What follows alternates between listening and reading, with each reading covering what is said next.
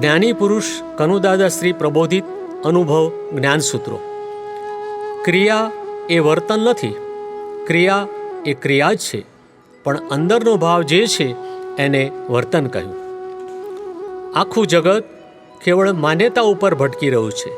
માન્યતા જેવી હોય એવું એનું જ્ઞાન હોય, અને જેવું એનું જ્ઞાન હોય એવું એનું જ્ઞાન પ્રમાણેનું જીવનનું વર્તન હોય.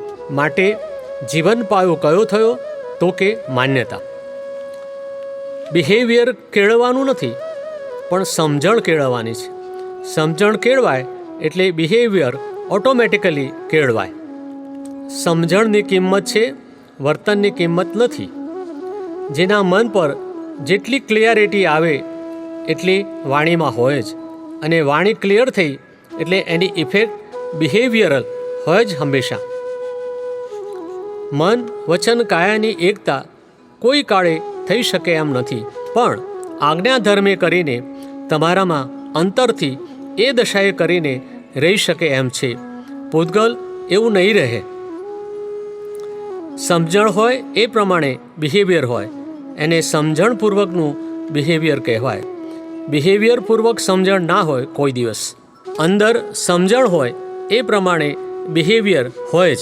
એનો અર્થ એવો થાય, બાય રિલેટિવ વ્યૂ પોઈન્ટ જે હું છું તે રિલેટિવ વ્યૂ પોઈન્ટથી જ છું. એમાં રિયાલિટી કશી જ નથી. હવે રિયાલિટી નથી એટલે એમાં મારું કશું ચાલે નહીં. ચલાવવા જાઉં તો એ ચાલે નહીં, એટલે ચલાવનારો ભાગ રહ્યો નહીં ને, એટલે ફાઇલનો ભાગ રિલેટિવ થાય, નેચરલ થઈ જાય, એટલે કુદરતી રહે.